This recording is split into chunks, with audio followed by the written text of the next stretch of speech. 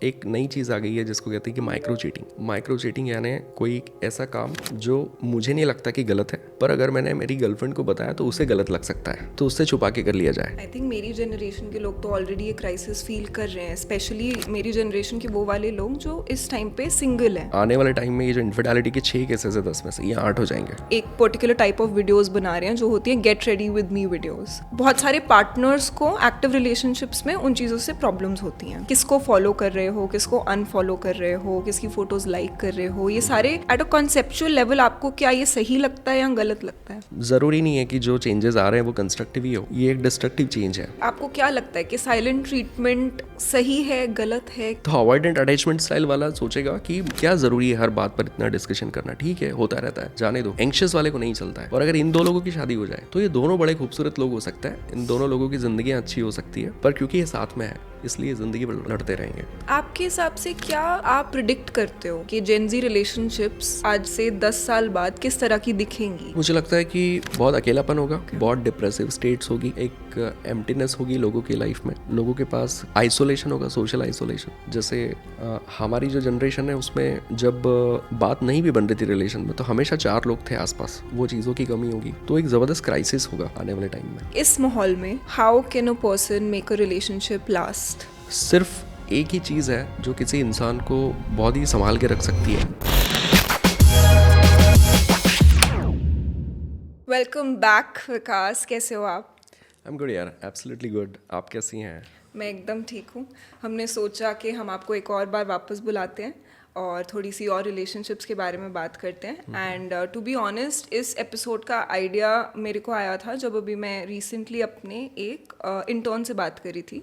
तो वो 23-year-old boy, ठीक है, वो यहाँ पे इंटर्न कर रहा है और उससे हम जनरली कुछ बात कर रहे थे, तो उसने ये चीज़ मेंशन करी कि उसको बहुत डर लगता है एक रिलेशनशिप में आने से, क्योंकि उसके बेस्ट फ्रेंड की गर्लफ्रेंड काफ़ी बार उस पर ऐसे हिट करती है या फिर उस पर फ्लर्ट करती है उसके साथ। तो इस वजह से उसको एक डर लगा हुआ है कि कल को जब वो भी रिलेशनशिप में आएगा, so you know may be cheating will be a part of that. And मेरे लिए बहुत ज़्यादा इंट्रीगिंग और सरप्राइजिंग था ये इनसाइट, क्योंकि जब मैं अपना टाइम याद करती हूँ तो उस टाइम पे भी ना, I mean as a conversation also, cheating ज़्यादातर लड़कियों के साथ एसोसिएट नहीं हुआ करती थी। चीटिंग उस टाइम पे ज़्यादा शायद लड़कों के साथ एसोसिएट हुआ करती थी। एंड अब may be you know the dynamic is shifting a little. ये चीज़ न सिर्फ एकदम यंग जनरेशन में, पर मेरे ख्याल से वो लोग जो शादी के लिए सोच रहे हैं, जो 32-33 के आसपास भी हैं, उन लोगों के साथ भी ये चीज़ें बनी हुई है। और इसका सिर्फ ये रीज़न है कि जैसे अगर आज से हम 15-20 साल पहले की बात करेंगे तो सपोज़ 10 रिलेशनशिप्स हैं हमारे आसपास, तो हार्डली 1-2 जगह ऐसा देखने को होता था कि इनफिडेलिटी जैसा कोई मामला है। बट अभी 5-6 जगहों पर यह दिखता है कि इनफिडेलिटी जैसी कोई ना कोई चीज़ हो रही है। तो ये एक टेंशन क्रिएट करता है किसी के भी ब्रेन में, ये एक इनसिक्योरिटी भी पैदा करता है कि ये मैं भी तो हो सकता हूँ। और मेल के केस में ये एक ईगो वाला फैक्टर भी होता है, मेल ईगो, तो ये ज़्यादा बड़ा डेंट वो फील करता है। कभी कभी मैस्कुलिनिटी पर भी आती है बात कि गर्लफ्रेंड मैरी है और उससे बात कर रही है, या फिर वो उसने मुझे चीट कर दिया या कुछ। तो ये केसेस तो बढ़ रहे हैं और ये आगे और बढ़ेंगे। और इसकी वजह से फिर डायनामिक्स कैसे हो जाते हैं कि सिचुएशनशिप जैसे कॉन्सेप्ट्स इंट्रोड्यूस हो जाते हैं। और ये इसलिए इंट्रोड्यूस नहीं होते क्योंकि लोगों को एक फ्लेक्सिबिलिटी या एक मज़ा है उसमें कि रिस्पॉन्सिबिलिटीज़ नहीं है, या इस वजह से हम सिचुएशनशिप जैसा कुछ करें। पर ये डर की वजह से भी ज़्यादा होता है कि फेलियर, और इतना टेंशन है कि मुझे रिलेशनशिप में नहीं पड़ना, पर क्योंकि मुझे कोई चाहिए भी, तो फिर हम एक सिचुएशनल रिलेशनशिप बनाते हैं जिसमें हम अपनी अपनी चीज़ों पर फोकस करें और हम जितना हो सके साथ में रहें। तो ऑल्दो ये कोई बहुत अप्रिशिएट करने वाली चीज़ नहीं है, ये कॉन्सेप्ट बहुत फ्रूटफुल नहीं रहने वाले हैं, पर इस तरह की चीज़ें हो रही है और ये आगे और ज़्यादा बढ़ेगा, ये और बड़ी स्केल पे जाएगा, वैसा है। बट आई डू फील कि कहीं ना कहीं पता है, एज अ जनरेशन शायद माइंडसेट थोड़ा सा चेंज हो रहा है। फॉर एग्जांपल जो मिलेनियल्स हैं राइट जैसे मेरे जैसे लोग जो हम मिलेनियल्स हैं, शायद हम लोग ज़्यादा सिचुएशनशिप्स के स्ट्रैप में फंसे हुए हैं। बिकॉज जो मैं यंगर जनरेशन के लोग देख रही हूँ, जो जेन जी है फॉर दैट मैटर, बिकॉज वो बॉर्न ही ऐसी जनरेशन में हुए हैं जहाँ पे ये वाले सारे कॉन्सेप्ट बहुत ज़्यादा नॉर्मल हैं, जहाँ पे सोशल मीडिया इतना ज़्यादा नॉर्मल है, राइट। तो वो लोग बहुत ईजीली अपने रिलेशनशिप्स को फिर भी डील कर पा रहे हैं। That is my observation. वो शायद फेलियर्स के लिए ज़्यादा प्रिपेयर्ड है, या फिर उनके आसपास रिलेशनशिप बनना टूटना इतना ज़्यादा नहीं हो रहा है। मिलेनियल्स की बात करें तो वहाँ पर मुझे ऐसा लगता है कि उस दौर के जो लोग हैं उन सबको स्कूल में किसी से क्रश रहा होगा, और महीनों तक वो उसने उसको चेस किया होगा, उसका वेट किया होगा, उसके पीछे पड़े होंगे। स्कूल टाइम में मेरा एक फ्रेंड था जो 11th क्लास में उसको एक लड़की पसंद आई क्लास में। ये उसे भी पता था और सबको पता था कि ये उसके लेवल से बहुत ऊपर है, वो देखने में बहुत अच्छी थी, उसके पीछे क्लास का हर लड़का है, वो बहुत ही एवरेज किस्म का है। तो 2 साल तक वो उसी के ख्यालों में, उसी के सपनों में है, उसी को सोच रहा है, उसी को देख रहा है। और जब हम उसको पुश करते थे कि तू उसको जा, उससे बात कर, तो उसको ऐसा था कि नहीं, वो मना कर देगी और मैं इस जोन से अपने आप को बाहर नहीं लाना चाहता। तो लोगों के अंदर इतनी एक तरह से डेप्थ थी इमोशंस को लेके कि उस लव वाले इमोशन के साथ वो 2 साल से जी रहा था, है ना। और वो रिजेक्शन जो है वो उसको सता रहा था, पर उसने ये नहीं सोचा कि अगर ये लड़की मुझे हाँ नहीं भी करती है तो 10 और भी तो लड़कियां हैं, इन्हें अप्रोच कर लो, 10 और लड़कियों से बात कर लो, कोई तो मिल ही जाएगी। तो वो सेंटिमेंट की जो डेप्थ है ना, वो उस मिलेनियल्स के साथ उन्होंने कभी तो ज़िंदगी में एक्सपीरियंस की है। सिचुएशनशिप जैसी चीज़ें उन लोगों के लिए नहीं है, और मैं तो कहता हूँ कि अगर आप साइकोलॉजिकल पॉइंट ऑफ व्यू से देखेंगे ना, तो सिचुएशनशिप से ज़्यादा फेल्ड कॉन्सेप्ट अभी तक रिलेशनशिप की दुनिया में कोई ईजाद नहीं हुआ। राइट क्योंकि 2 लोग जब साथ में रहने आते हैं तो ये बिल्कुल वैसी ही बात है कि जो कॉन्शियस और सबकॉन्शियस ब्रेन जो होते हैं, जो दिल दिमाग वाली बातें हैं, तो आप देखें कि शायद मैंने पिछली बार भी बताया था कि लोगों को, कई सारे लोगों को हॉरर मूवी से डर लगता है ना। तो फिर क्यों देखते हैं? क्योंकि लॉजिकली पता है कि मूवी है, पर फिर भी डर लग रहा है। कुछ लोगों को राइड्स लेने से डर लगता है, झूला झूलने से डर लगता है, जबकि पता है किसी को कुछ नहीं हो रहा है, फिर भी डर है।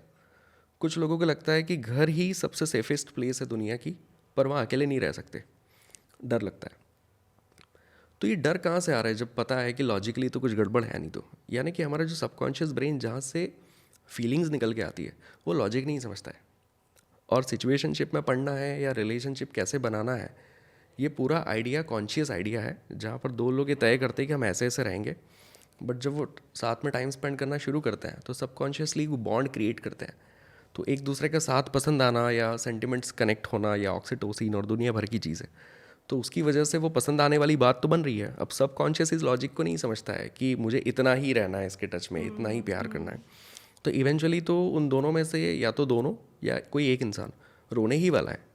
तो सिचुएशनशिप जैसे कॉन्सेप्ट किसी के लिए भी नहीं है, इवन इस जनरेशन के लिए भी नहीं है, पर वो एक डायनामिक है जो सोसाइटी में आ गया है।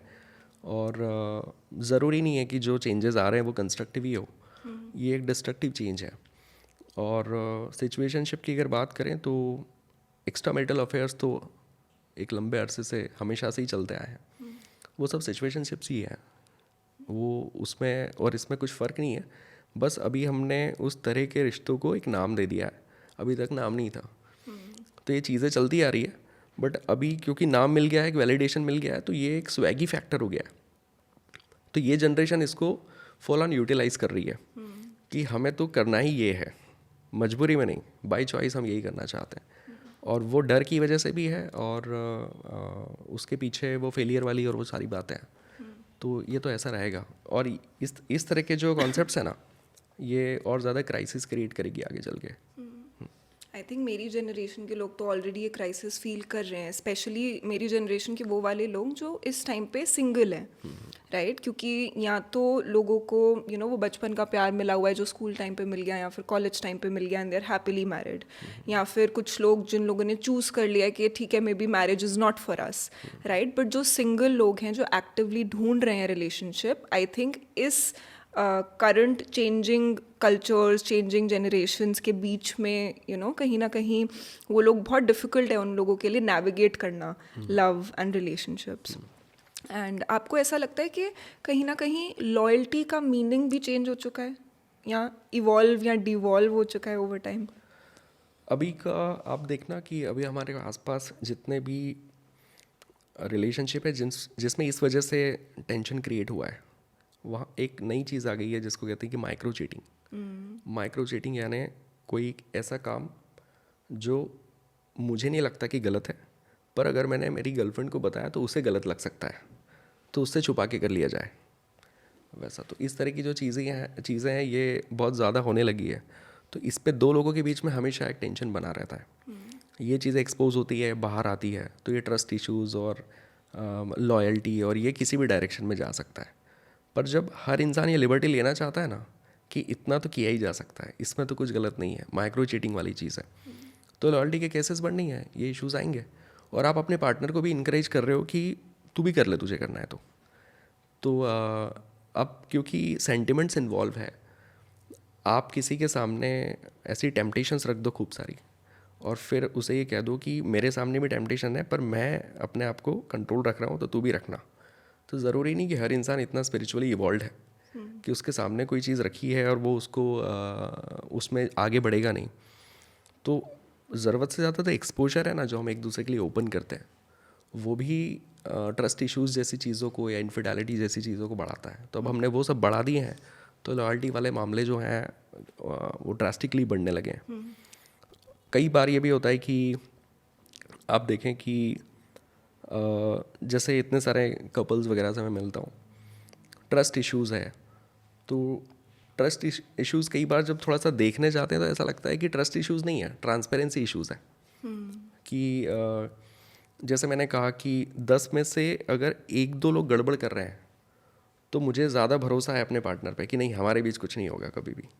पर 10 में से अगर 6 लोग गड़बड़ कर रहे हैं तो भरोसा होने के बावजूद भी एक फ़ियर क्रिएट हो जाएगा अंदर।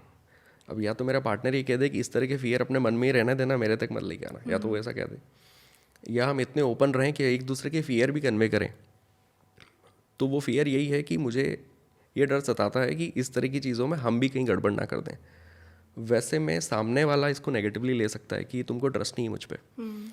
तो एक्चुअली वो मामला ट्रस्ट का नहीं था, ट्रांसपेरेंसी का था कि इस सिचुएशन में हम ज़्यादा ट्रांसपेरेंट रहें, हम कहाँ जा रहे हैं, हम किससे मिल रहे हैं, हमारा लाइफस्टाइल कैसा है, हमारी चीज़ें कैसी है, हमारा माइंडसेट कैसा है, ये ज़्यादा पता हो एक दूसरे को।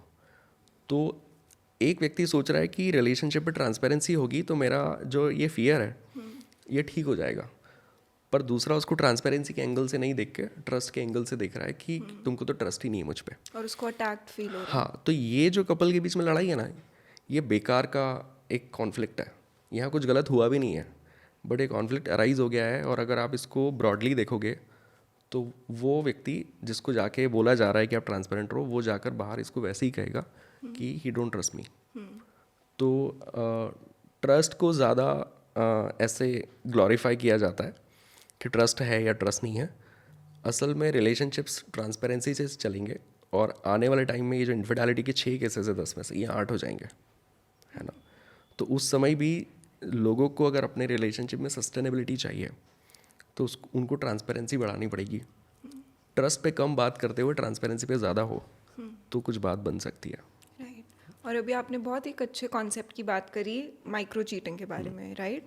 तो अगर हम उसको थोड़ा सा और डेप्थ में कंसेप्चुअली समझने की कोशिश करें तो ऐसे कौन से एक्ट्स हैं, फॉर एग्जांपल जैसे सोशल मीडिया अब हमारी लाइफ का एक पार्ट है, राइट, काफ़ी इंपॉर्टेंट पार्ट है, बिकॉज हम अपना काफ़ी ज़्यादा टाइम उस पर स्पेंड करते हैं, तो उसको फ्रिवलसली नहीं देखना चाहिए मेरे हिसाब से, राइट। तो अगर सोशल मीडिया बिहेवियर के ऊपर थोड़ी सी और ज़्यादा बात करी जाए तो कॉन्सेप्चुअली आपको क्या लगता है कि थिंग्स लाइक किसी और की शर्टलेस फ़ोटोज़ लाइक करना या फिर किसी और की बिकिनी फ़ोटोज़ लाइक करना, राइट, या फिर आजकल काफ़ी सारी लड़कियां और लड़के एक पर्टिकुलर टाइप ऑफ वीडियोस बना रहे हैं जो होती हैं get ready with me videos, right. और उस वीडियोस में एक पार्ट जो होता है कि काफ़ी सारे लोग they are in their lingerie और वो कैमरा के आगे अपने कपड़े वपड़े चेंज कर रहे हैं। It is essentially a fashion reel, right, but बहुत सारे पार्टनर्स को एक्टिव रिलेशनशिप्स में उन चीज़ों से प्रॉब्लम्स होती हैं, राइट? किसको फॉलो कर रहे हो, किसको अनफॉलो कर रहे हो, किसकी फ़ोटोज़ लाइक कर रहे हो, ये सारे like at a conceptual level आपको क्या ये सही लगता है या गलत लगता है? मुझे लगता है कि जो इंडियन सोसाइटी है ना, इसमें ये बहुत ज़्यादा डाइवर्स है, तो इसमें एक ज़बरदस्त वेरिएशन आपको देखने को मिलेगा। आप किसी यूरोपियन कंट्री में चले जाएं तो वहाँ का जो कल्चर है उसमें इतनी डाइवर्सिटी देखने को नहीं मिलेगी। इंडिया में बहुत डाइवर्सिफाइड है। तो आप किस जगह से आते हो, किस तरह के माइंडसेट से हैं आप लोग बिलोंग करते हैं, और किस तरह का आप लोग का लाइफस्टाइल है, ये सब चीज़ों के हिसाब से चीज़ें बदलती हैं। अब आप देखें कि मैं जिस तरह के शहर से आ रहा हूँ, वहाँ पर मैंने जो देखा है, मेरे लिए वहाँ के कल्चर और वहाँ के जो नॉर्म्स है थोड़े से अलग हैं। और अगर मैं दिल्ली या बेंगलोर या मुंबई की बात करूँगा तो वहाँ का शायद थोड़ा अलग है। पर सोशल मीडिया की वजह से मेरी गर्लफ्रेंड तो मुंबई में बन गई है ना, तो वो तो इंदौर के नॉर्म्स को अडॉप्ट नहीं करेगी। अब बहुत फ़र्क नहीं होगा, बट फिर भी कहीं ना कहीं वो चीज़ दिख जाएगी कि यार मुझे ये चीज़ ठीक नहीं लग रही। हो सकता है कि मुंबई जैसी जगहों पर वहाँ के लोगों की उस पर्टिकुलर जो जोन के जो लोग हैं, उस तरह के लाइफस्टाइल को जीने वाले, उनके लिए वो आम बात है, पर हमारे लिए नहीं है। इस वजह से क्या होता है कि डिफरेंस ऑफ ओपिनियन हमेशा आपको देखने को मिलेगा। तो इसका कोई भी एक स्टैंडर्ड आंसर कभी नहीं हो सकता कि यही सही है और यही गलत है, स्पेशली इन इंडिया। आप देखिए ना, सोशल मीडिया पे कोई भी केस आता है तो हमेशा उसके दो धड़े बन जाते हैं, एक फेवर में एक अगेंस्ट, क्योंकि इंडिया में आप कोई भी ऐसा स्टैंडर्ड नहीं बना सकते, क्योंकि डाइवर्सिफाइड बहुत ज़्यादा है। तो कोई भी कपल जब साथ में आता है ना, तो मुझे ऐसा लगता है कि लोगों को अपने इनसिक्योरिटीज़ टाइम रहते कन्वे कर देनी चाहिए एक दूसरे को। किसी भी रिलेशनशिप के इनिशियल फेज़ में ये होना चाहिए। लोग अगर इनिशियल फेज़ में अपनी इनसिक्योरिटीज़ कन्वे नहीं करते या नहीं बताते कि मुझे किन किन बातों से एतराज़ है या मुझे क्या क्या बातें हैं जो थोड़ा सा अड़चन पैदा करती है, तो सामने वाला जो है उस पर कभी क्लैरिटी दे भी नहीं पाएगा। और शायद अब कैसा हो गया है कि मैं अगर खुद ही ये सोच लूँगा कि अगर मैंने इसको कह दिया कि मुझे इस बात से थोड़ी प्रॉब्लम होती है कि तेरे मेल फ्रेंड्स जो हैं वो तुझे लेना छोड़ना है सब करते हैं, मुझे थोड़ा कम अच्छा लगता है, तो ये कहीं मुझे नैरो माइंडेड ना समझ ले। तो मैं अपनी इमेज को प्रोटेक्ट करने के लिए अभी तो मैं इस चीज़ को कूल बनने के लिए चलने दे रहा हूँ। बट जब रिलेशनशिप ज़्यादा इंटेंसिफाई हो जाता है तो वो तरह तरह से ये इनसिक्योरिटीज़ निकलने लगती है। तो वो किसी दिन तो इस पेज पे बात आ ही जाएगी कि मुझे ये नहीं पसंद है। तो वो फिर वैसा दिखाता है कि ये एक तरह का डबल स्टैंडर्ड है कि इनिशियली तो तुम बड़े कूल बनते थे, इनिशियली तो तुम बड़े वैसे बनते थे कि ये सब चलता है, सब सही है, ये है वो है, अब तुमको सब दिक्कतें हैं, तुमको मुझे पे भरोसा ही नहीं है, ये नहीं है वो नहीं है। तो इनसिक्योरिटीज़ को टाइम रहते कन्वे करना ज़रूरी है। इनफैक्ट जितने भी लोग अरेंज मैरिजेस करते हैं वहाँ पर तो ये बहुत ही क्रूशियल है कि आप अब जब डेट कर रहे हैं या इनिशियल 2-3-4 मुलाकातें आपकी हुई है, तो वहीं पर आप ये बातें कर लें कि मुझे किन बातों से, आपको क्या पसंद है क्या नहीं, ये बाद में बताइए, किन बातों से आपको बहुत ज़्यादा परेशानी हो जाती है, वो आपके पार्टनर को फर्स्ट हैंड पता होना चाहिए। ये उस पॉसिबिलिटी को थोड़ा मिनिमाइज़ कर देगा, वो एक मिसअंडरस्टैंडिंग की क्या सही है क्या नहीं। और ये वाली बात है कि सोशल मीडिया पे हम किसको फॉलो कर रहे हैं, क्या देख रहे हैं, ये जो सारी चीज़ें हैं ना, ये उसमें कवर हो जाती है। क्योंकि आज एक कपल जब साथ में आता है ना, तो उसकी लाइफ को सोशल मीडिया एक बहुत बड़े स्केल पे अफेक्ट करता है, बहुत बड़े स्केल पे। तो सोशल मीडिया को लेकर कैसा माइंडसेट है मेरे पार्टनर का, या वो कैसे वहाँ बिहेव करता है, ये चीज़ मुझे बहुत हद तक इम्पैक्ट करेगी। तो ये सब चीज़ें कुछ हद तक डिस्कस होनी चाहिए कि इन मामलों में हम कैसे हैं और कैसे नहीं। और ये हो सकता है, ये कम्युनिकेट हो सकता है। पता है, मैंने थोड़ी सी कहीं ना कहीं हिपोक्रेसी भी थोड़ी सी ऑब्जर्व करी है कि बहुत सारे लोग होते हैं, वो जब तक कोई और इंसान एक चीज़ करे तब तक ठीक होता है उन लोगों के लिए, बट जब उनका पार्टनर वो सेम चीज़ करे, स्पेशली सोशल मीडिया पे जाके, तब उन लोगों को प्रॉब्लम होती है। तो ये वाली जो प्रॉब्लम्स काफ़ी सारे कपल्स महसूस करते हैं ना, आपस में डील करते हैं, वो यही होती है कि यार जब उसकी दोस्त कर रही थी या जब तुम्हारी दोस्त कर रही थी तब तो तुम्हें कोई प्रॉब्लम नहीं थी, तब तो तुम खुश थे उसके लिए, तब तो तुम सपोर्टिव थे, बट जब मैं कर रही हूँ तो तुम्हें इस चीज़ के ऊपर प्रॉब्लम है। एंड उल्टा भी होता है। आपने ये चीज़ नोटिस करी है? ये वही बात है जिसकी हम बात कर रहे थे कि मैं अपने दोस्तों के बीच तो बहुत कूल हूँ, वहाँ तो सब कुछ बड़ा मज़ेदार है, बट अब जब मैं किसी के साथ रिलेशनशिप में आया हूँ तो मैं उसे कह रहा हूँ कि ये मत पहनो, ऐसे मत रहो, वैसे मत रहो। तो इसलिए उस इंसान का मुझे जान लेना ज़रूरी है कि ये जैसा दिख रहा है ये अपने दोस्तों के साथ तो ऐसा है, पर कैसा होता है ना सादिका, कि हर इंसान जाकर ऐसे लोगों को नहीं ऐसा अनाउंस कर देता अपने दोस्तों में भी कि मैं अपने पार्टनर को कैसा चाहता हूँ या मुझे मेरा पार्टनर कैसा चाहिए। वैसे ही हम लोगों के बच्चे कुछ भी कर रहे हैं सोशल मीडिया पे तो हमको एंटरटेनमेंट लगता है, मज़ा आता है। पर अगर हमारा ही बच्चा ऐसी हरकत करेगा या गालियाँ देगा या कुछ उल्टा सीधा करेगा तो हमको आपत्ति हो जाएगी। तो ये बिल्कुल सेम है। और ये सिर्फ गर्लफ्रेंड या बॉयफ्रेंड के केस में नहीं है, ये किसी भी केस में है कि किसी के फादर हैं वो बारात में पागलों की तरह नाच रहे हैं तो हम तालियां बजा रहे हैं, और अगर मेरे ही फादर करेंगे तो मैं कहूँगा कि आपका दिमाग ख़राब है क्या। तो ये वैसे ही चलता है कि हम अपने लोगों को लेके बहुत पॉसेसिव होते हैं, तो उनके साथ हमारा बिहेवियर क्या है, उनको हम कैसे देखना चाहते हैं, उनके साथ हम कैसे रहना चाहते हैं, ये कहीं ना कहीं डिफ़र करता है। तो ये ऐसा नहीं है कि ये हिपोक्रेसी है। मुझे ऐसा लगता है कि हर इंसान की एक पर्सनलाइज्ड लाइफ होती है, उसमें वो अलग ही है, हर इंसान ही अलग है। इसलिए किसी को ऐसे देख लेना कि ये ऐसी इसकी जो सोशल इमेज है ये रियल में भी ऐसा ही होगा, ये गड़बड़ है। आप देखना कि बहुत सारे रिलेशनशिप, हेलो इफेक्ट आपने सुना होगा कि इंसान बात करने में अच्छा है तो दिल का भी अच्छा ही होगा, या कम्युनिकेटर अच्छा है तो he must be A smart person. तो इस तरह की जजमेंट हमें अपने आप हमारा ब्रेन बना लेता है।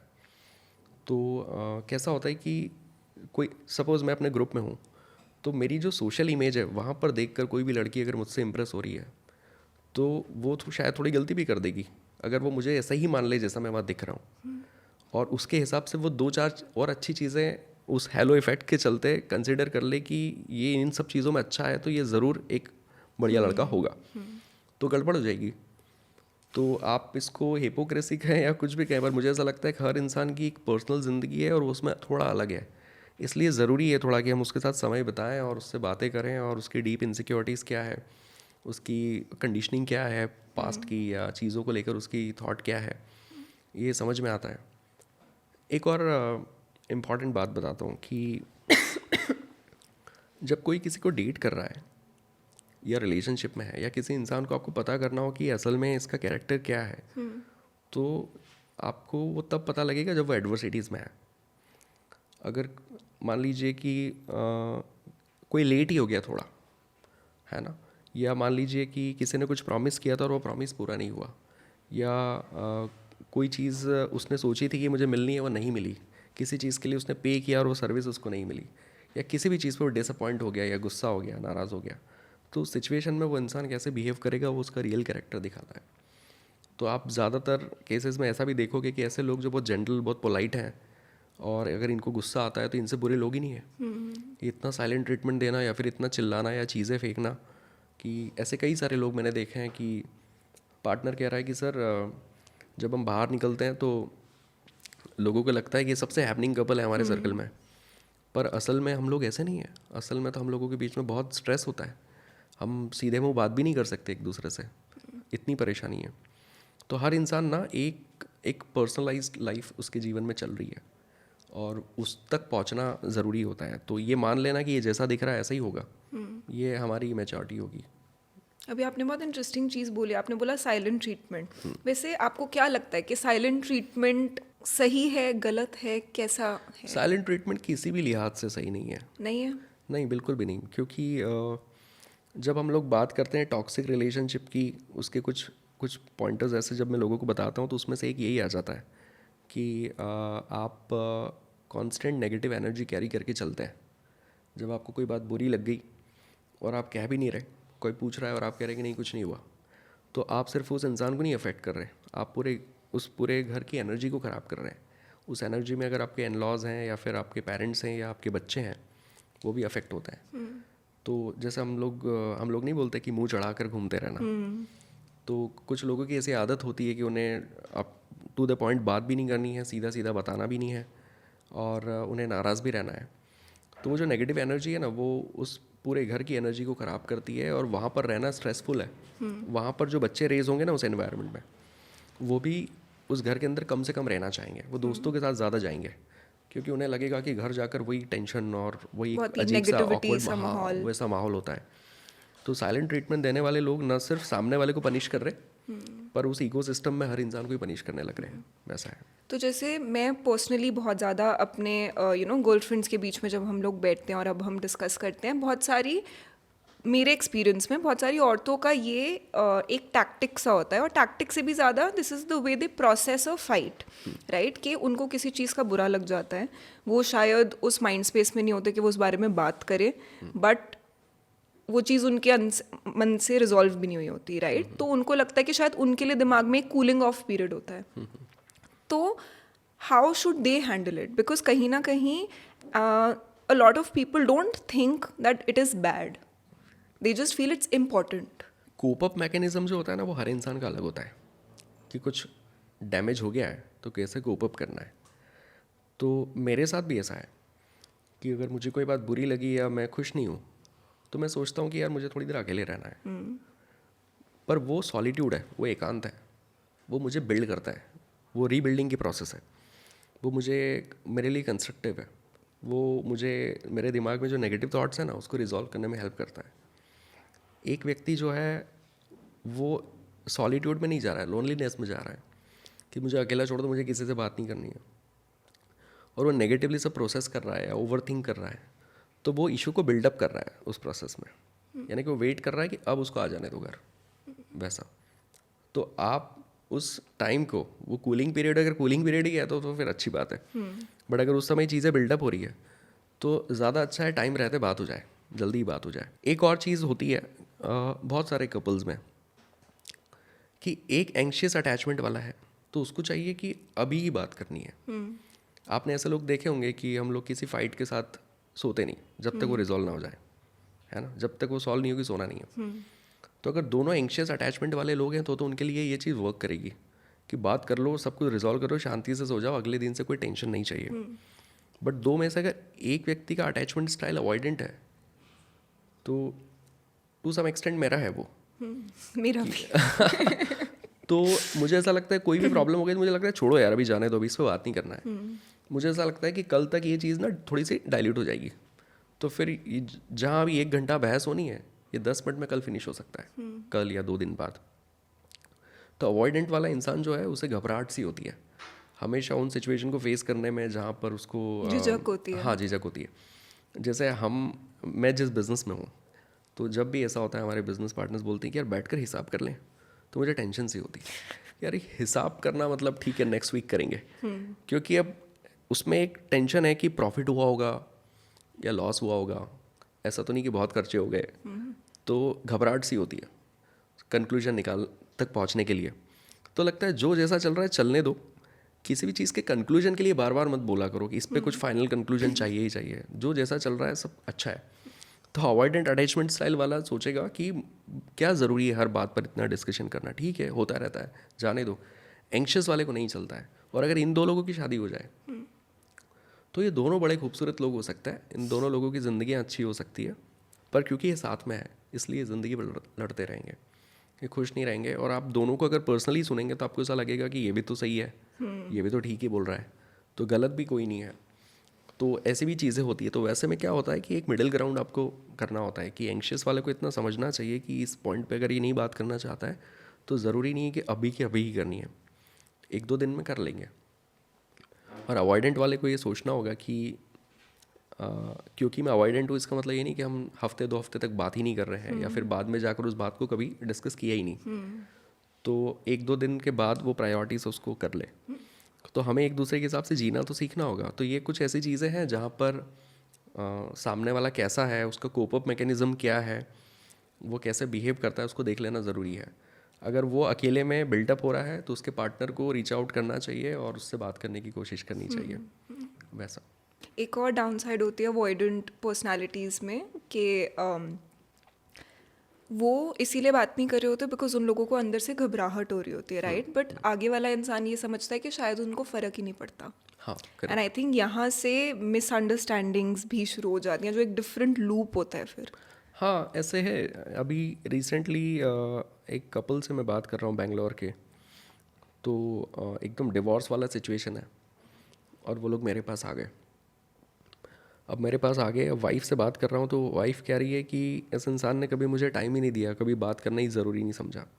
जबकि हस्बैंड से बात कर रहा था तो ऐसा लग रहा था कि बहुत ही लविंग पर्सन है, फैमिली के लिए बहुत सोचता है, बहुत डेडिकेटेड है सब चीज़ों को लेकर. पर वो प्रॉब्लम्स पे ज़्यादा बात नहीं करता कि यार मम्मी की कोई आदत अच्छी लगी तो ठीक है, इसको इग्नोर करो यार, अब क्या करें, हम कहीं चल के आते हैं। तो वाइफ का ऐसा है कि हम तो चल के आएंगे ही, बट इसका मतलब ये नहीं कि वो बात ना हो। तो वो अवॉइडेंट है, तो उसको ऐसा लग रहा है कि मैं इस चीज़ को कंपनसेट कर दूँ कुछ अच्छा करके। तो वो हमेशा एफर्ट्स डालता रहा उस रिलेशनशिप में। और वाइफ जो है उसको हमेशा ऐसा लगा कि इन्हें मेरी प्रॉब्लम से लेना देना नहीं है, इन्हें फ़र्क नहीं पड़ता, इन्हें लगता है कि जो मेरे इश्यूज़ हैं वो इम्पॉर्टेंट नहीं है। तो 10 साल के इश्यूज़ लेकर बैठी हुई हैं। वो चाहती हैं कि ये जो 10 साल में इतना कुछ हुआ है इसका मैं क्या करूँ, ये सब सॉल्व होना चाहिए। अगर इस इंसान के साथ रहना है तो ये सारी प्रॉब्लम्स इस पे बात होगी, ये सब सॉल्व होगा, तभी मैं आगे बढ़ सकती हूँ। और वो नॉनसेंस है, उसकी ज़रूरत नहीं है। पर क्योंकि उनका मैकेनिज़्म अलग है, उनके लिए वो नॉनसेंस नहीं है, उनके लिए वो उतना ही इंपॉर्टेंट है। तो लोग ऐसे होते हैं जिन्हें ये लग जाता है कि उन्हें वैल्यू नहीं दी जा रही है। और जो लोग इमोशनली वीक हैं वो तो बहुत जल्दी ऐसे हो जाएंगे। उनको तो ये सोचने में बिल्कुल, इमोशंस कैसे होते हैं शादी का, कि इमोशंस की फ्रिक्वेंसी होती है। अब देखना कि लोगों को किसी से प्यार करने में ज़िंदगी लग जाएगी, बट गुस्सा ऐसे आ जाएगा, है ना। ग्रैटिट्यूड नहीं आता है, जीवन निकल जाता है, पर बुरा ऐसे लग जाएगा। कंप्लेंट्स ज़रा ज़रा से में हो जाती है, सैडनेस ज़रा ज़रा से में आ जाती है। नेगेटिव इमोशंस जल्दी ट्रैवल करते हैं क्योंकि लो फ्रिक्वेंसी इमोशंस है। और लो फ्रिक्वेंसी है यानी कि बुरा मुझे भी जल्दी लगेगा, चाहे मैं इमोशनली कितना भी इंटेलिजेंट हो जाऊँ। कोई बात मेरे हिसाब से नहीं हुई तो मैं भी नाराज़ होऊंगा। बट इमोशनली वीक इंसान क्या करता है, उस इमोशन को होल्ड कर लेगा, वो उसी के साथ बैठा रहेगा, क्योंकि वो कॉन्ट्रैक्टेड कॉन्शियसनेस में जी रहा है। वो एक ऐसी कॉन्शियसनेस में है जहाँ पर उसकी लाइफ में वो चीज़ जो अनफुलफिल्ड है उसकी फोकस सिर्फ उस पर रहती है ना। जैसा आपने ऐसे लोग देखे हैं कि शादी है, 1000 मेहमान आए हैं, पर इसलिए अपसेट है कि वो नहीं आया, वो आ जाता तो और मज़े आ जाते।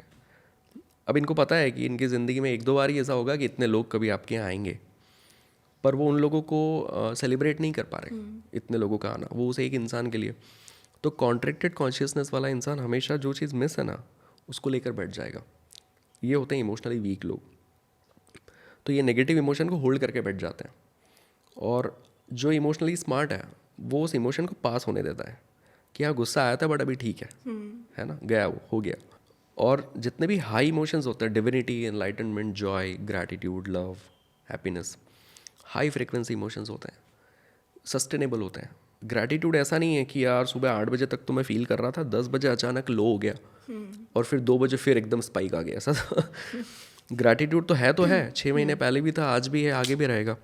ये इमोशन सस्टेन करते हैं, पर ये हाई फ्रिक्वेंसी इमोशन है, इसको हर कोई अचीव नहीं कर पाता।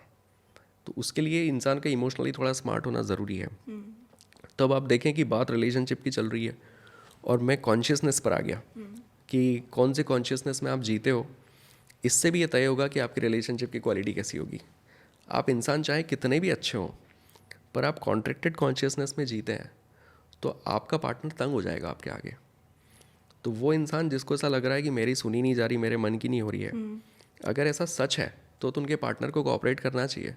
पर अगर ये व्यक्ति उस कॉन्शियसनेस में है, कॉन्ट्रैक्टेड में, ये अगर इमोशनली वीक है, तो इसे कितना भी अच्छा पार्टनर मिल जाए वो उसे बहुत ज़्यादा खुश लाइफ में नहीं रख पाएगा। ये वैसा है। तो वैसे आपने इस कपल को क्या रेजोल्यूशन दिया? आपको लगता है कि ये लोग सॉल्व कर पाएंगे अपने प्रॉब्लम्स? मैंने उन्हें सजेस्ट किया कि इंस्टेड कि आप अपने हस्बैंड से ही सारी बातें करें। हस्बैंड को तो मैंने कहा ही कि आप इन्हें ज़्यादा टाइम दीजिए, इन्हें इनकरेज करिए थोड़ा बोलने के लिए, ये बीच बीच में कंप्लेंट भी करेंगी, पर एट द सेम टाइम मैंने उन्हें कहा कि आप हमसे सेशंस भी अभी कंटिन्यू करें, क्योंकि एक सॉर्ट ऑफ थेरेपी की उन्हें ज़रूरत है। क्योंकि हम ये नहीं चाहते कि इनकी 10 साल की प्रॉब्लम सॉल्व हो जाए और रहने लग जाए। हम ये भी चाहते हैं कि ये सेम माइंडसेट के साथ इस रिलेशनशिप में रहेगी तो अभी तो इनको 20 साल और जीने हैं, फिर से बिल्डअप हो जाएगी। तो इनको अपने माइंडसेट पे भी काम करना चाहिए। तो पैरेलल में काम चल रहा है। नाइस। वैसे आपने ये चीज़ नोटिस करी या फिर क्या आपको लगता है कि आजकल की जो जनरेशन है वो जब रिलेशनशिप्स में आती है उनका टॉलरेंस लेवल बहुत कम है, शायद गलतियों को लेके, या फिर जैसे एक कॉन्सेप्ट और चला है red flags green flags, right? कि एक रिलेशनशिप में आए, आप किसी को डेट करते हो और पहले साइन ऑफ इनकन्वीनियंस में या फिर पहला साइन जो आपको दिखा कि यार no this is a red flag for me, people break off a relationship. वो सही भी हो सकता है कुछ लोगों के लिए और वो कुछ लोगों के लिए गलत भी हो सकता है, but on a whole do you think कि कहीं ना कहीं टॉलरेंस लेवल थोड़ा सा कम हुआ है? जैसे जैसे जैसे टाइम बीत रहा है ना, वैसे वैसे आप नई जनरेशन्स के साथ देखना कि जो अभी हम बात कर रहे थे कॉन्शियसनेस की, उसको वो लोग लैक कर रहे हैं। तो उनके इमोशंस में या उनकी किसी भी चीज़ में वो डेप्थ नहीं है। आप चाहे कोई मटेरियलिस्टिक कोई कार खरीदना या कोई फ़ोन खरीदने को देख लो, कि वो उसको बहुत ज़्यादा दिन तक चेरिश नहीं कर सकते वो लोग। वो उस इमोशन को जल्दी से जिएंगे और बाहर आ जाएंगे। तो एक हेडोनिक लूप होता है। हेडोनिक लूप कैसा होता है कि एक इंसान है, वो किसी भी चीज़ के डिज़ायर करता है ना। तो डिज़ायर की, सपोज़ मैंने डिज़ायर की कि मुझे फ़लाना फ़ोन लेना है या ये कार लेनी है, बाइक लेनी है, ये मेरी डिज़ायर है। डिज़ायर है तो फिर उस डायरेक्शन में एफर्ट्स हैं कि मुझे लेना है तो मुझे एफर्ट्स डालने हैं। एफर्ट्स हैं, उसके बाद मैं उसको ऑब्टेन कर लूँगा, मैं उस चीज़ को ले आऊँगा, फिर मैं उसको जीने लगूँगा, मैं उसको इन्जॉय करूँगा। फिर एक अडेप्टेबिलिटी आ जाएगी, यानी कि वो मेरा न्यू नॉर्मल बन जाएगा। जैसे ही वो अडेप्टेबिलिटी आई, वो नया नॉर्मल मेरा बना, वैसे ही नई डिज़ायर क्रिएट हो जाएगी कि अब इससे अच्छी कार लेनी है या इससे अच्छा फ़ोन लेना है। तो ये एक हेडोनिक लूप है जो ज़िंदगी भर चलता रहता है। तो पहले क्या होता था कि मटेरियल वर्ल्ड इतना बड़ा था ही नहीं इंसान के पास। यानी अगर मैं अपनी ही बात बताऊं कि 2003-4 के आसपास, जब मैं 6-7 स्टैंडर्ड में था, बोर्डिंग स्कूल में पढ़ता था, तो उस टाइम पर जो सबसे बड़ी ख्वाहिश हो सकती थी पेरेंट्स से 11-12 में आते आते, वो होती थी कि बाइसिकल मिल जाए। बस बाइसिकल अगर किसी के पास है तो वो लग्जरी है। तो चीज़ें ही कम थी डिमांड करने के लिए। तो क्योंकि मटेरियल वर्ल्ड जो था ना, वो इतना छोटा था कि उन चीज़ों को हम लेते थे और उनके साथ हम जीते रहते थे लंबे टाइम तक। अब मटेरियलिस्टिक चीज़ें इतनी ज़्यादा है हमारे आसपास कि आपके अंदर एक सेंस ऑफ फुलफिलमेंट कभी आ ही नहीं सकता। तो आपको कोई भी चीज़ मिली है ना, तो उसके बावजूद भी आपको ये लग जाएगा कि ये मिल गया तो क्या हुआ, अभी ये तो है नहीं, वो तो है नहीं। तो ये सभी तरफ है। तो रिलेशनशिप में भी ऐसा ही है कि रिलेशनशिप में हम अपने आसपास इतने कपल्स, इतने रिलेशनशिप, इतने लोग, इतना शो ऑफ देख रहे हैं कि हमें ऐसा लगता है कि किसी भी एक प्रॉब्लम के साथ मैं क्यों रहूं, कोई भी एक कमी है तो मैं क्यों रहूं उसके साथ। और अगर मेरे पास एक्सपोजर है, मेरे पास लोग हैं, मेरे पास ऑप्शंस हैं, तो फिर मैं क्यों झेलूं इसको।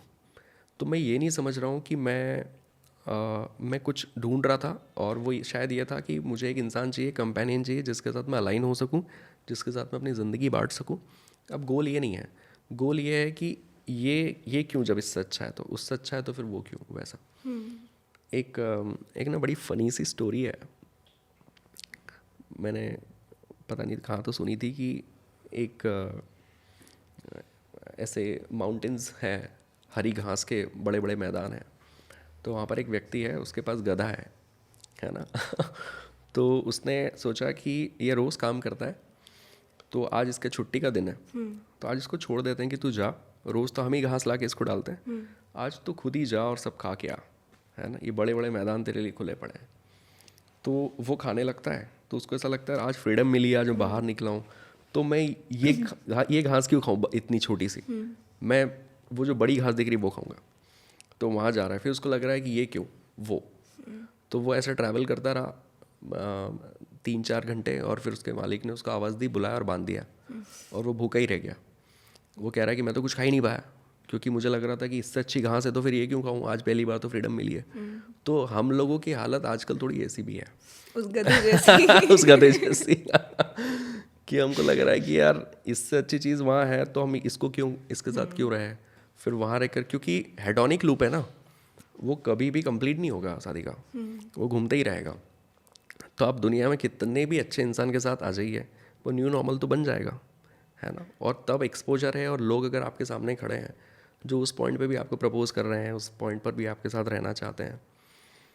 आज मैं पिछले 4-5 सालों से ऐसे बहुत ज़्यादा केसेस देख रहा हूँ कि लोगों को इस बात से भी मतलब नहीं है कि मैरिड है तो भी प्रपोज कर रहे हैं, कि तो भी शादी के लिए रेडी हम तो। मतलब वो टैबू एकदम ख़त्म हो चुका है कि मैरिड इंसान से शादी कर ली, है ना, उसका डिवोर्स है, उसका बच्चे थे और उसको पसंद कर लिया, कुछ भी नहीं है ऐसा। तो अगर कोई मैरिड है और कोई वो हाई वैल्यू पर्सन है, सपोज कि अगर मैं मैरिड भी हूँ और मैं अगर एक हाई वैल्यू पर्सन हूँ, तो मेरे पास आज भी ऑप्शंस रहेंगे और 10 साल बाद भी रहेंगे। तो वैसे में अगर मेरे थॉट प्रोसेस में वो डेप्थ नहीं है कि मैं जिस इंसान के साथ हूँ उसके साथ क्यों हूँ और मुझे क्यों रहना, और हमारा विजन क्या है रिलेशनशिप का, तो फिर मैं इस तरह के लोगों को देखकर थोड़ा सा कैरिड अवे हो सकता हूँ। राइट। तो ये लोगों के साथ हो ही रहा है। वैसे क्या आपको लगता है कि मैरिड मेन के पास फिर भी, जो अगर हाई वैल्यू मैन है और मैरिड भी है, शायद मैरिड मेन के पास फिर भी ऑप्शंस होते होंगे, बट शायद मैरिड वुमेन को वैसे नहीं देखा जाता? नहीं, आई डोंट थिंक सो। मुझे लगता है कि मैरिड वुमेन के पास हमेशा ज़्यादा लोग होते हैं। रियली? हाँ, क्योंकि इस चीज़ को लेकर अभी तक तो मेरा ख्याल, मेरे पास कोई डेटा नहीं है इसको लेकर, पर जो मेरी समझ कहती है इतने सालों की, वो ये कहती है कि मेल जो है वो जल्दी माइंडसेट बना लेता है किसी को रीच आउट करके उससे बात करने के लिए, चाहे वो ऑलरेडी रिलेशनशिप में है। और फीमेल जो है वो फिर भी थोड़ा थॉटफुल है या थोड़ा सोच रही है, वो थोड़ा फीलिंग्स का वेट कर रही है कम से कम, कि कुछ फीलिंग्स हो या ऐसा कुछ फील हो तो किसी से बात करें। और मेल्स को शायद इन मेजर केसेस वो फीलिंग्स का भी वेट नहीं है, उन्हें अगर कोई अच्छी लग गई तो उतना काफ़ी है। तो एक लेडी जो दिखने में अच्छी है, बस ये सबसे बड़ा क्राइटेरिया है जो फुलफिल हो गया है, तो मैरिड हो चाहे कैसे भी हो, उसके पास दुनिया भर के ऑप्शंस आ जाएंगे या दुनिया भर के प्रपोजल्स आ जाएंगे, वो सब कुछ हो जाएगा। ये होता ही है। पर अगर आप लॉन्ग टर्म रिलेशनशिप की बात करेंगे कि सेटल डाउन होना है इस इंसान के साथ, हाँ। तो वहाँ पर वो वाली बात हो जाएगी जो आप कह रहे थे कि अगर एक हाई वैल्यू मेल है तो फिर उसके पास ज़्यादा लोग जाना चाहेंगे। ऐसा है। अब ये सही है कि गलत है मुझे नहीं पता, पर जो नंबर्स मैंने देखे हैं वो ऐसे रिफ्लेक्ट करते हैं। बट आपको क्या लगता है ऐसा क्यों है? बिकॉज मैंने ये चीज़ ऑब्जर्व करी है कि मैरिड वुमेन के पास, जैसे आपने बोला, शायद ऑप्शंस होंगे, बट वो शायद लस्ट के लिए ऑप्शन ज़्यादा होंगे। बट एक हाई वैल्यू मैरिड मैन के पास अगर ऑप्शंस आएंगे तो शायद वो सेटल डाउन होने के लिए भी ऑप्शंस आ सकते हैं। जो हाई वैल्यू मैन है, आप देखें कि अभी भी हमारे समाज में उसका ओहदा तो बड़ा ही है जो पैसा कमाता है या जो घर चलाता है या जो प्रोवाइडर है। हम माने या ना माने इस बात को, पर ये दिखता है। और वैसे भी अगर आप पिछले 20 सालों में रिलेशनशिप की स्थिति देखोगे तो पहले 20, 22, 25 की उम्र में लोगों की शादियाँ हो जाती थी, क्योंकि शादी एक व्यक्ति के लाइफ का बहुत ही इंपॉर्टेंट एजेंडा होता था कि यार शादी करनी है, बच्चे करने हैं। अब लाइफ की जो जो लोगों का स्टाइल है जीवन जीने का, उसमें शादी इतना प्राइमरी लेवल पर नहीं है। उन्हें लगता है कि पहले ये सब चीज़ें होंगी फिर शादी का सोचेंगे। वो नीचे आ चुका है। तो वो जो ऊपर की जो चीज़ें हैं ना, वो सारी वो है कि आपके अचीवमेंट्स या आपकी एम्बिशंस या आपकी ग्रोथ या आपके ड्रीम्स या आपने जो पैसा बनाया है उससे पूरे होने वाली चीज़ें हैं। किसी को खूब एक्सप्लोर करना है, दुनिया घूमनी है, ब्रांड्स पहनने हैं, बड़ी कार, बड़ा घर, बड़ा लाइफस्टाइल, ये सब कुछ करना है, तो उसके लिए प्रोडक्टिव इंसान की ज़्यादा ज़रूरत है। तो प्रोडक्टिव इंसान अगर ऐसे में कोई है तो उसकी डिमांड सभी जगह ज़्यादा है, इवन रिलेशनशिप भी और इन जनरल भी आप देखें कि कोई एक ही घर के अंदर 2 बेटे हैं, तो जो प्रोडक्टिव है उसकी बात ज़्यादा सुनी जाएगी, उसकी बात को ज़्यादा रखा जाएगा, उससे पूछ के respect भी ज़्यादा ज़्यादा फैसले होगी। लिए जाएंगे, उसकी रिस्पेक्ट ज़्यादा होगी। क्योंकि वो लाइफ के उन चीज़ों को फुलफ़िल करने के लिए कैपेबल है जो हर इंसान की ख्वाहिशें हैं, और उसको पूरी करने के लिए उसने अपने आप को प्रोडक्टिव बना लिया है, तो उस व्यक्ति को ज़्यादा वैल्यू मिलता ही है। हाई वैल्यू फीमेल जो है उसको भी तो मिलना चाहिए, पर यहाँ पे एक फ़र्क ये है कि जैसा पिछले पॉडकास्ट में मैंने बताया था कि मेल्स विजुअल से ड्राइव होता है, तो उनका जो प्राइमरी फैक्टर है किसी की तरफ अट्रैक्शन का, वो उस लड़की का काम नहीं है, वो उसका लुक्स है। और फीमेल जो है उनका ऑडिटरी सेंसेस, और ये मैंने बताया था कि वो प्राइमरीली सिर्फ लुक्स नहीं देखती, वो अथॉरिटी देखती है, पोजीशन देखती है। वो चीज़ उसको शायद प्राउड फील कराती है, शायद अच्छा फील कराती है। तो मेल जब हाई वैल्यू बनता है ना तो उस क्राइटेरिया में फिट हो जाता है, तो शायद वो ज़्यादा डिमांड में है। और फीमेल अगर हाई वैल्यू बन रही है तो भी वो चीज़ देखी ही जाएगी कि अभी भी वो दिखने में कैसी है, ये फैक्टर अभी भी उसमें रहेगा ही सही।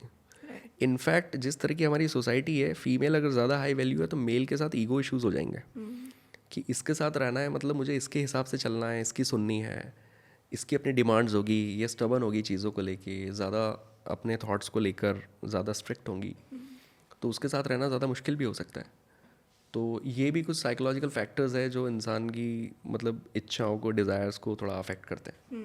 और आपने नोटिस किया होगा आजकल कि हुकअप कल्चर, वो टर्म बहुत ज़्यादा प्रेवलेंट है, उसको एक पार्ट ऑफ कल्चर का नाम दे दिया है। सो उस पे आपका क्या टेक है? अपने इंडिया की ना स्थिति थोड़ी सी इसलिए भी ख़राब सी दिखती है इस मामले में, क्योंकि या तो ये सप्रेशन की वजह से ऐसा हुआ कि हमें आज तक चीज़ें ऐसी देखने को मिली नहीं। अब जब सोसाइटी इतनी ओपन अप हो रही है तो अब हमारे अंदर का वो जो प्रलोभन नहीं है, जो दबाव था, अब वो निकल रहा है ज़ोरों से। शायद ये भी हो सकता है, क्योंकि इसलिए मैं ऐसा कह रहा हूँ कि वो ज़ोरों से निकल रहा है, क्योंकि डेटिंग ऐप पर जाकर आप डेटिंग करेंगे, है ना, वहाँ पर आपने डेट किया और वहाँ पर हुकअप और ये सब हुआ भी। लोग मैट्रिमोनियल पे भी यही कर रहे हैं, लोग शादी.com पर भी यही कर रहे हैं। हाल ही में मेरे को किसी एक फ्रेंड ने बताया था कि उन्होंने एक मैट्रिमोनियल वेबसाइट पे अपनी प्रोफाइल बनाई, तो वहाँ पे जिस लड़के ने उनसे बात करनी शुरू करी, वो इवेंचुअली उसको शादी नहीं करनी थी, उसको सिर्फ एक हुकअप चाहिए था या फिर उसको एक फ्लिंग चाहिए था, विच वाज सो absurd। मतलब ऐसा है ना, इवन हम लोग खुद एक अपनी कुछ ऐसे सर्विसेज लॉन्च करने का सोच रहे हैं बहुत जल्दी, जिसमें हम डेटिंग के ऑप्शंस देंगे कि वो पेड होगी सर्विसेज। पेड सर्विसेज यानी कि आपने सपोज़ हमें 30,000 का पैकेज आपने हमारा ले लिया है, तो हम आपको बताएंगे कि हम आपको 10 ऑप्शन देंगे, 10 डेट्स हम आपको देंगे और वो वेरीफाइड होंगी। तो उसके पहले हमें ये चाहिए कि आपकी विजन क्या है, आप क्या सोच रहे हैं, क्योंकि हम जानते हैं कि 30,000 वही पे करेगा जो रिलेशनशिप को लेके एकदम सीरियस है।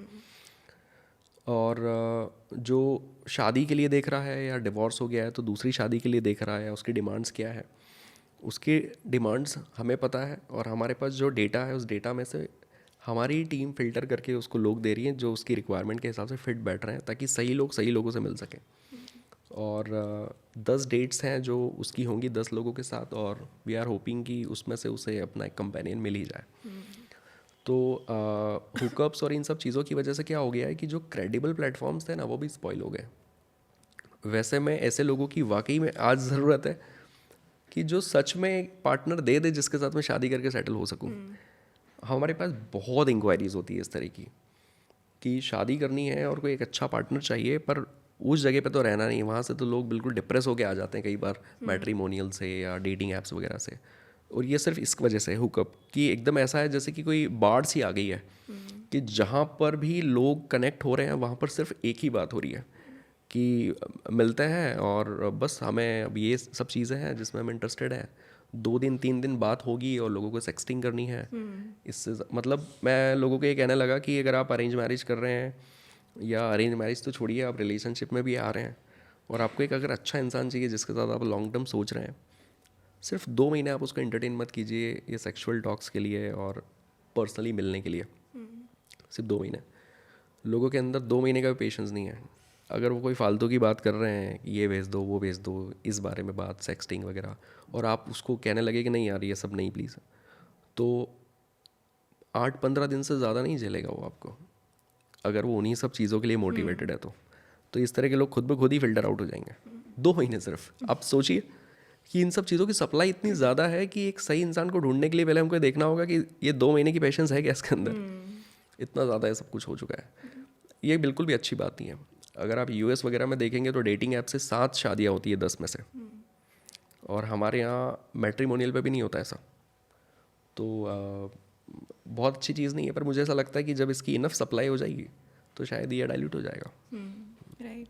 मैं अभी अपनी एक यंग कज़न से बात करी थी एक फंक्शन पे, तो वो 18 साल की है, एंड मैं उससे डेटिंग इन जनरल के बारे में बात करी थी कि कि what are you looking for, क्योंकि हम शायद ये वाली प्रॉब्लम फेस करते हैं बिकॉज हमें या तो एक लॉन्ग टर्म रिलेशनशिप चाहिए या फिर हमें इवेंचुअली मैरिज चाहिए, राइट। तो मैं उससे समझने की कोशिश करी थी कि तुम लोगों को क्या चाहिए, बिकॉज तुम्हारी लाइफ में a fling is also good enough and hookup is also good enough.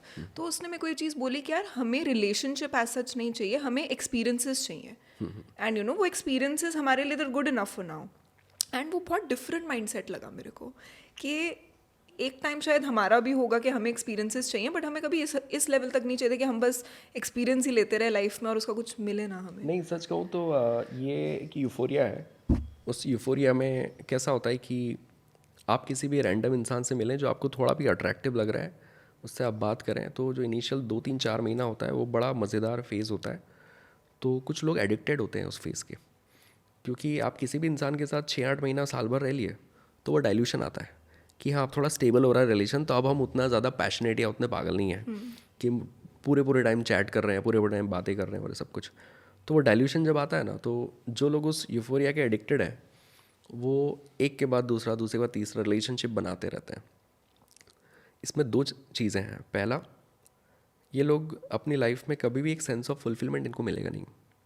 ये जब भी जाके किसी इंसान के साथ फाइनली सेटल हुए ना, वहाँ पर ये फ्रस्ट्रेशन की ज़िंदगी जिएंगे, है ना, क्योंकि वहाँ उन्हें फिर इसी तरह से रहना है। दूसरा, उनका पार्टनर डे वन से ही, यानी कि उनके साथ साल 2 साल रह लिए, तो उनका पार्टनर शायद अच्छा भी होगा, फिर भी इन्हें उतना अच्छा कभी भी नहीं लगने वाला है, क्योंकि ये उस एक्सपीरियंस को जीने के लिए कभी इन्होंने अपने आप को ट्रेन भी नहीं किया कि यार यही होता है रिलेशन। उन्होंने हमेशा अपने आप को सर्व करते रहे, नई नई रिलेशनशिप, नए नए लोग, तो उस इंसान के साथ ये बोरियत वाली ज़िंदगी जिएंगे। तीसरी चीज़ ये कि मैंने देखा है जो लोग मल्टीपल पार्टनर्स रखते हैं ना, उन लोगों के अंदर एक होपलेसनेस क्रिएट हो जाती है, कि एम्प्टीनेस क्रिएट हो जाती है। क्योंकि अगर कैजुअल सेक्स या ऐसी चीज़ों की भी बात करेंगे तो आप देखिए कि जैसा मैंने बताया कि आप सबकॉन्शियसली बॉन्ड बनाना शुरू करते हैं एक इंसान के साथ।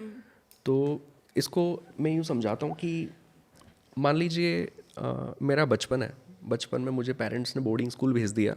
हम बहुत छोटी जगह से बिलोंग करते हैं, बोर्डिंग स्कूल के एक्सपीरियंसेस मेरे बहुत अच्छे नहीं रहे, और मैं उतना पढ़ने लिखने में अच्छा था भी नहीं, और मैं थोड़ा शरारती टाइप का बच्चा था। बट बोर्डिंग में इतनी डांट फटकार, इवन उस टाइम पे ऐसा होता था कि पेरेंट्स बोलते थे कि इसकी तो पिटाई अच्छे से लगाना, नहीं तो आपको परेशान कर देगा। तो वहाँ से ना जो मुझे ऐसा लगा कि मेरी एनर्जी चेंज हो गई, मेरे अंदर वो शरारत या वो जो मस्ती थी ना, वो ख़त्म हो गई। पर मैं अब जब अपने आप को देखता हूँ, मुझे ऐसा लगता है कि वो एनर्जी सही डायरेक्शन में चैनलाइज हुई। मैं बहुत कंस्ट्रक्टिवली और बहुत अच्छे से उस एनर्जी को यूज़ करता हूँ, और अब मैं जैसा हूँ ना पिछले कई सालों से, मुझे ऐसा ही रहना अच्छा लगता है, मैं इसमें बहुत खुश हूँ। पर अगर मैं लाइफ में सक्सेस ना हूँ तो शायद मैं अपने फेलियर्स के लिए उस एक्सपीरियंस को ब्लेम करना शुरू कर दूंगा कि यार मेरा बचपन जो था ना, वहाँ पर से एकदम मतलब जैसे दबा दिया गया हो किसी चीज़ को, या ख़त्म सा कर दिया गया हो।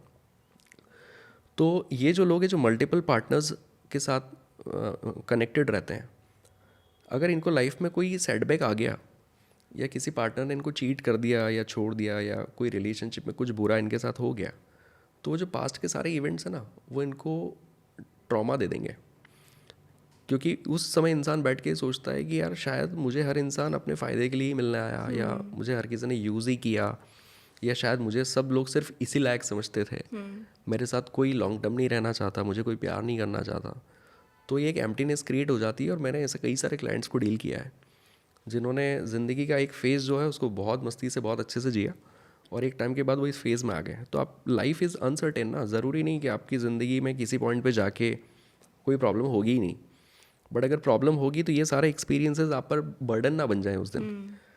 तो ये किसी भी लिहाज से बहुत अप्रिशिएट करने वाली चीज़ तो नहीं है कि इसको अगर आप कह रहे हैं कि यही लाइफ के मज़े हैं, तो फिर ये थोड़ा गलत है, ऐसा नहीं है।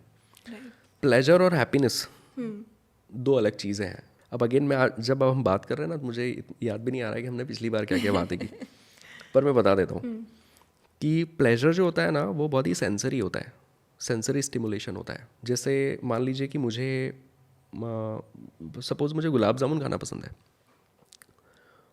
तो गुलाब जामुन खाना पसंद है तो उस चीज़ से मुझे प्लेजर मिलता है, आनंद मिलता है, मज़ा आता है। तो जैसे ही मैं एक गुलाब जामुन खाऊंगा, मेरी गुलाब जामुन खाने की जो इच्छा है वो कम हो जाएगी। जैसे ही 2 खाऊंगा, 3 खाऊंगा, 3 के बाद ऐसा हो जाएगा कि नहीं यार अभी बहुत हो गया, और अगर फिर 1-2 और खा लिया तो अब तो ऐसा हो जाएगा वॉमिट कर दूंगा, अब तो दूर रखो इसको। यानी प्लेजर जो है ना, वो डिमिनिश हो जाता है। आपको किसी चीज़ से प्लेजर मिल रहा है, उसकी अगर ओवर सप्लाई हो जाए तो वो डिमिनिश हो जाता है, ऐसा लगता है यार बहुत हो गया, बंद करो ये सब। और हैप्पीनेस जो होती है ना, वो बहुत सस्टेनेबल होती है, हैप्पीनेस कभी डिमिनिश नहीं होती। हैप्पीनेस किन चीज़ों से मिलती है कि मान लीजिए मैं फ़िट हूँ, तो ये सोचकर मुझे खुशी है कि मैं फ़िट हूँ। जब मैं उन लोगों को देख रहा हूँ जो फिट नहीं है, तो मुझे खुशी मिल रही है।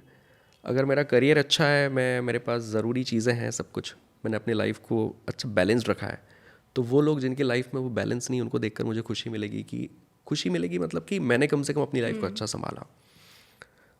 अगर मैंने अपने बच्चों को अच्छे स्कूल में पढ़ाया है, वो अच्छे पढ़ रहे हैं, और मैं एक प्राउड पेरेंट हूँ, तो मुझे खुशी होगी कि यार मेरे बच्चे ऐसा कर रहे हैं। तो हैप्पीनेस सस्टेनेबल होती है। हैप्पीनेस में कभी ऐसा नहीं होता है कि भगवान और खुशी मत देना, अब झेल ही नहीं जा रही है ना। बट प्लेजर जो है वो एंड हो जाता है। तो ये जो रिलेशनशिप होते हैं ना, शॉर्ट टर्म वाले, हुकअप्स वाले, these are not connected with the happiness thing, these are connected with the pleasure thing, और प्लेजर डिमिनिश होता है। तो वो फैक्टर समझना ज़रूरी है कि अल्कोहल के साथ भी सेम है। लोग जो अल्कोहल फ्रिक्वेंटली कंज्यूम करते हैं, अगर उनका कोई फ्रेंड है ऐसा जो नहीं कंज्यूम करता, तो वो उसे ये कहेंगे कि यार ये तो छोटी मोटी खुशियाँ हैं लाइफ की, मतलब करना ही चाहिए। ये खुशियाँ नहीं है, ये छोटे मोटे प्लेजर वाले मोमेंट्स हैं। और प्लेजर ज़रूरी नहीं कि अल्कोहल से आए, हो सकता है वो बैठ के म्यूज़िक सुन रहा है और वो इतना ही मज़े में है, उसको वहाँ से आ रहा है। तो आप उसे अगर अल्कोहल नहीं भी पिलाएंगे तो वो कुछ भी मिस नहीं कर रहा है लाइफ में। तो इसको कंफ्यूज कर देना हैप्पीनेस के साथ, यही गड़बड़ है। तो वो जो सारे केसेस हैं उसमें अब ये इमोशनल इंटेलिजेंस का ही चैप्टर है कि हमें प्लेजर और हैप्पीनेस में ही फ़र्क नहीं पता, तो हम जिंदगी की जो दिशा और दशा तो बदल ही जाएगी। क्योंकि शायद हम फिर गलत चीज़ें चेज करते हैं लाइफ में। हाँ, वैसे ही है। आपके हिसाब से क्या आप प्रिडिक्ट करते हो कि जेनजी रिलेशनशिप्स आज से 10 साल बाद किस तरह की दिखेंगी? मतलब ये पैटर्न्स जो आज हमने डिस्कस करे, जो ऑब्जर्व करे अभी, जिन पे बातें करी, क्या लगता है कि क्या हाल रहेगा जेनजी रिलेशनशिप्स का 10 years डाउन द लाइन? मुझे लगता है कि बहुत अकेलापन होगा, Okay. बहुत डिप्रेसिव स्टेट्स होगी, एक एम्प्टीनेस होगी लोगों की लाइफ में, लोगों के पास आइसोलेशन होगा, सोशल आइसोलेशन। जैसे हमारी जो जनरेशन है उसमें जब बात नहीं भी बन रही थी रिलेशन में, तो हमेशा 4 लोग थे आसपास, वो चीज़ों की कमी होगी। तो एक ज़बरदस्त क्राइसिस होगा आने वाले टाइम में, लोगों के अंदर बहुत वैरायटी वाले थॉट्स आने वाले हैं। मुझे तो ये चीज़ ऐसी करनी ही नहीं, मैं तो शादी नहीं करूँगा, मैं तो शादी करूँगा तो ऐसे ही करूँगा। बहुत वियर्ड किस्म की कंडीशंस रखेंगे पार्टनर्स के सामने कि अगर ये हो सकता है तो हम साथ में रह सकते हैं, वो हो सकता है तो साथ में रह सकते हैं। रिलेशनशिप वाले एरिया में बहुत प्रॉब्लमेटिक है शादी का आने वाला टाइम। सिर्फ एक ही चीज़ है जो किसी इंसान को बहुत ही संभाल के रख सकती है, या किसी इंसान को नहीं, एक इंसान के सही होने से भी कुछ नहीं होगा। पूरी सोसाइटी के अंदर अगर एक ट्रांसफॉर्मेशन आता है ना, तो वहाँ की स्थितियाँ इंप्रूव होती है। सिर्फ मैं अच्छा हो जाऊँगा तो मैं मैनिपुलेटेड फील करूँगा कि मुझे अच्छा हो के क्या मिला। तो पूरी सोसाइटी जब एक तरह से सोचती है तो वहाँ पर फिर कुछ बात बनेगी। तो वो जो एक चीज़ है जो मिस हो रही है ना, वो है जो हमारी इंडियन वैल्यूज़ है, हमारा जो कल्चर है, हमारे जो एक इम्पॉर्टेंस है जो हम रिश्तों को और लोगों को और अपनों को देते हैं, वही चीज़ हमने डाइल्यूट कर दी है। तो रिश्तों को चलाने के लिए जो सबसे ज़रूरी कैटलिस्ट था ना, वो ही ख़त्म हो गया है। तो ये बहुत फ्रेजाइल हो गया है। और ये लव रिलेशनशिप में नहीं है, पेरेंट्स के साथ भी हो जाएगा कि मेरे पेरेंट्स के साथ नहीं है, वो कह रहे हैं तुम्हें जो करना है करो, जहाँ जाना है जाओ।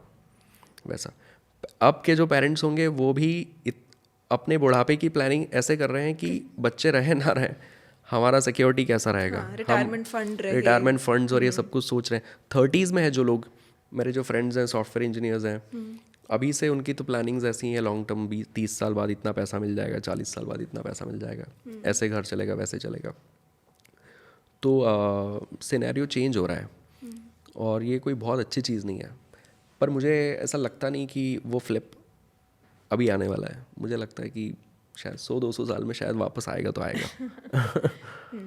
बट कुछ तो सही भी कर रहे होंगे आजकल के जनरेशन के लोग। ऐसा तो नहीं कह सकते कि सारी चीज़ें, शायद जो चीज़ ये लोग कर रहे हैं वो गलत ही हो। बिकॉज पता है बहुत बारी हम लोग कंफ्यूज हो जाते हैं, कभी कभी जो चीज़ अलग होती है हम उस चीज़ को गलत समझ लेते हैं।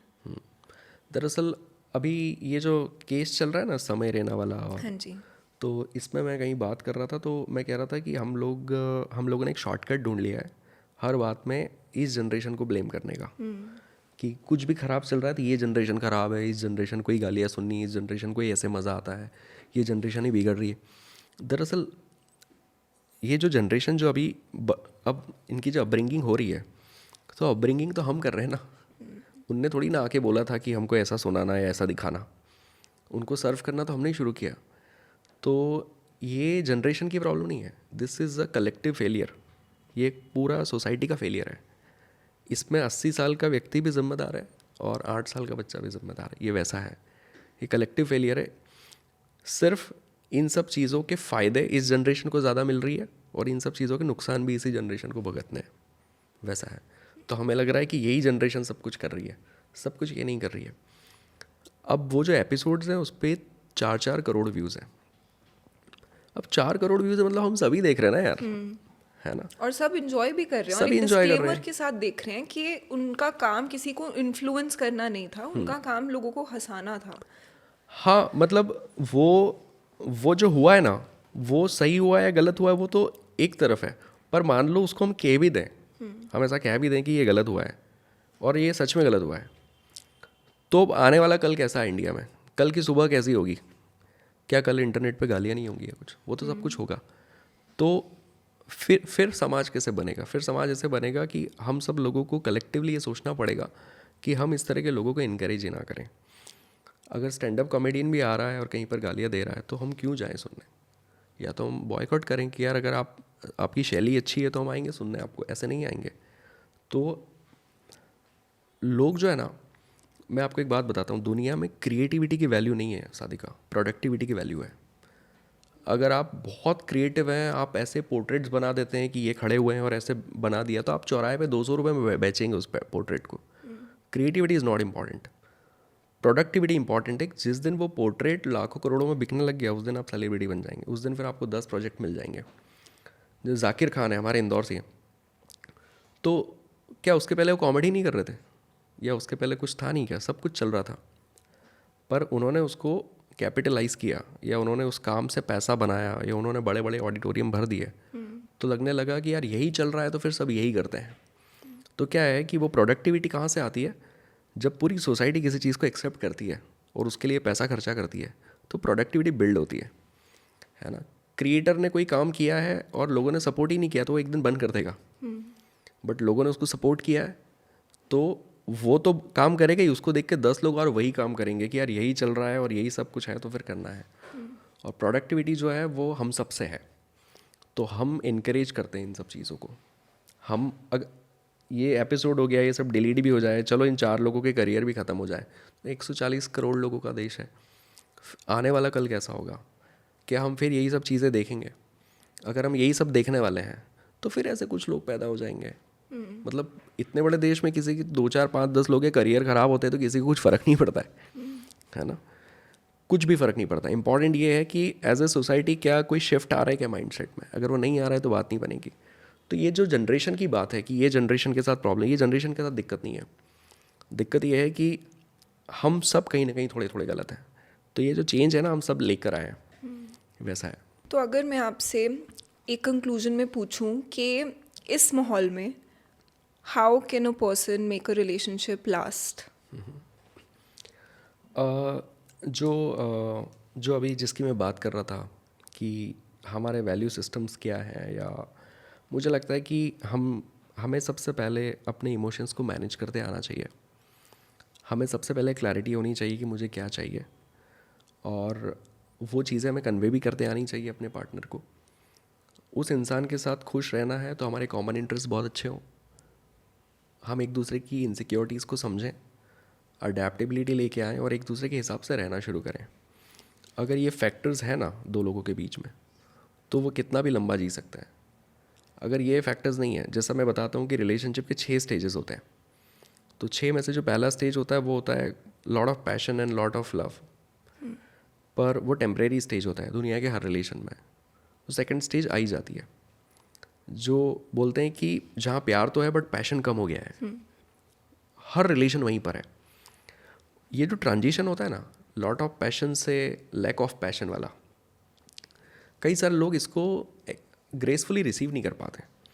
लोगों को लगता है जैसे शादी हुई है तो एकदम हाई इंटेंसिटी पे चल रहे हैं, साथ में घूमना है, साथ में ट्रैवल, साथ में शॉपिंग, साथ में सब कुछ करना है। अब ऐसा हमेशा तो नहीं हो सकता, तो वह धीरे धीरे कम हो जाता है। तो कम हो जाता है तो एक व्यक्ति इसको ऐसा देख रहा है कि हाँ अब हम कंफर्टेबल हो चुके हैं एक दूसरे के साथ, और एक उसको ऐसा देख रहा है कि अब तो हम कुछ करते ही नहीं साथ में। शुरू में तो सब बहुत अच्छा अच्छा था, शुरू में तो हम बहुत इंपॉर्टेंस देते थे, अब तुम पूछते भी नहीं है, अब तुम कोई चीज़ साथ में करते नहीं है। तो उसको ऐसा लग रहा है कि रिलेशनशिप का डिप्लीशन हो रहा है, उसकी क्वालिटी गिर रही है, तो वो छटपटाने लगता है। तो उस केस में रिलेशनशिप वो सेकंड स्टेज पे भी नहीं रुकता, वो थर्ड फोर्थ फिफ्थ और सिक्स्थ पे चला जाता है।